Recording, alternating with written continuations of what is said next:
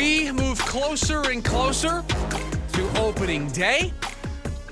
Potentially one of the harder questions that Torey Lovullo is going to have to answer between now and the start of opening day is who's getting the ball? Who's going to make that opening day start for the Arizona Diamondbacks? You have two options between Corbin Burnes and Zac Gallen. Zac Gallen going to make his first spring appearance later on today. Corbin Burnes made his at the end of last week, and it was perfect.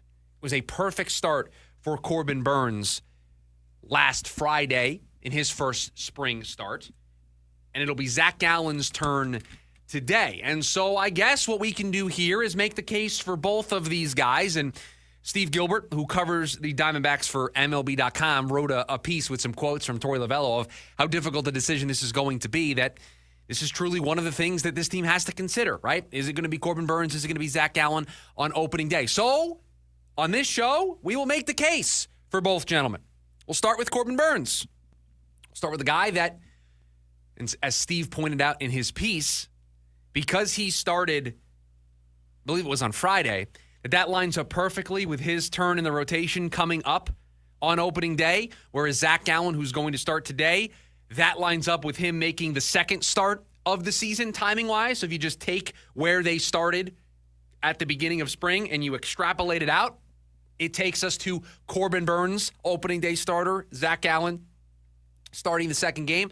Torey kind of threw some cold water on that and said, don't read too much into that. There's off days. There's all sorts of stuff that can move the schedule around between now and opening day. But it was something that was pointed out in the piece.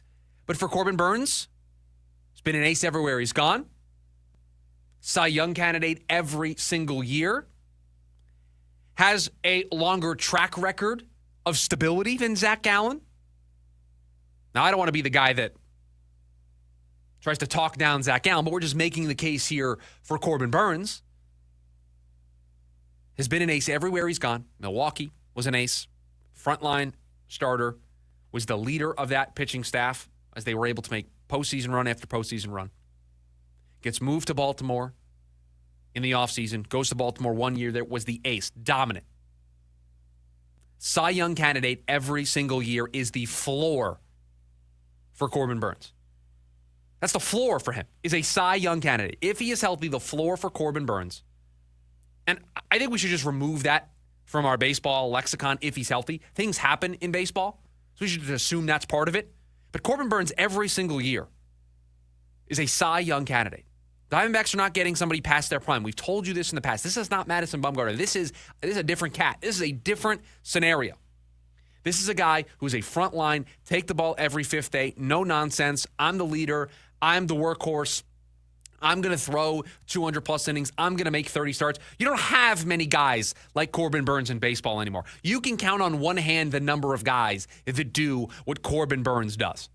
You can count on one hand the number of pitchers in baseball that can give you 30-plus starts, that can throw 200-plus innings, that could be as dominant as Corbin Burnes has been in his career. That's what the Diamondbacks have in Corbin Burnes. So that's the case, because you have a guy who can make 30-plus starts. And so if he can make 30-plus starts, he's the type of guy you want to make 30-plus starts. You want him to throw 200-plus innings because of how good he can be. And he has been the ace. He has been the workhorse, the frontline number one starter at his two previous stops. So that would be the case for Corbin Burnes. The case for Zac Gallen is more of a nostalgic one. It's more of a institutional one. This is the guy who has been here.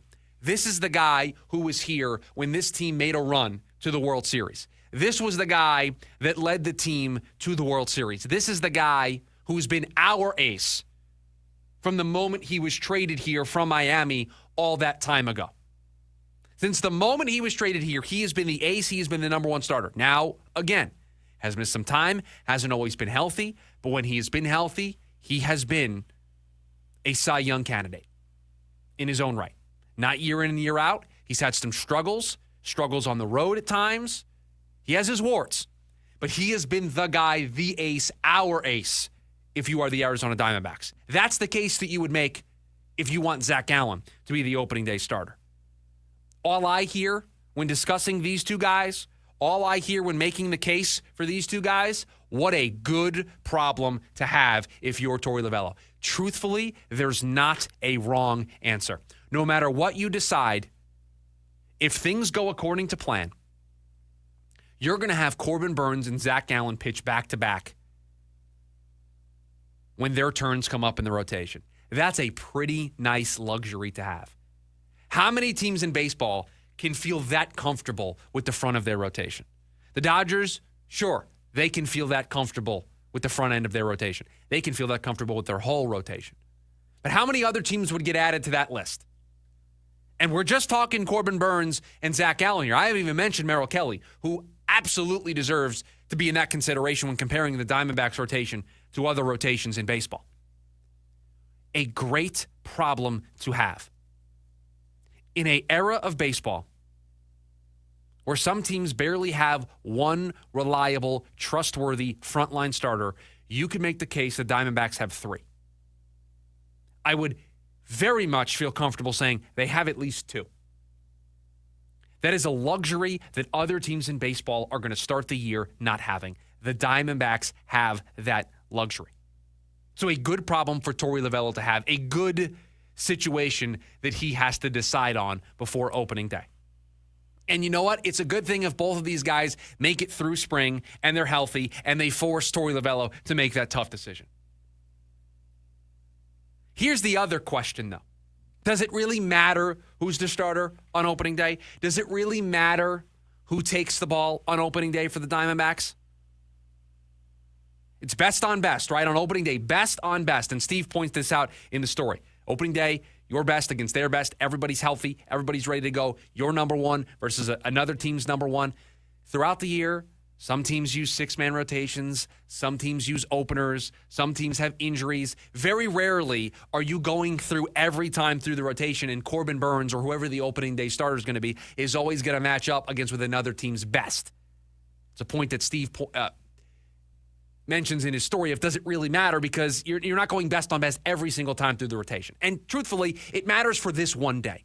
It matters because it signals to the fan base, it signals to the team, it signals to baseball as a whole, this is our ace, this is our guy. And you would assume most of the time that guy who starts opening day, if he's healthy, is more than likely going to be your starter in a game one come a big playoff series. That's the guy you rely on. That's the guy you point to. We need to win this game. Game 3, Game 5, Game 7 in the playoffs. Got to have it. This is the person I want on the mound. That's normally what you're saying when you pick an opening day starter. And it probably matters to those guys. It would probably matter to Zac Gallen to have an opening day start. Matters to Corbin Burnes to be named an opening day starter. That carries some prestige.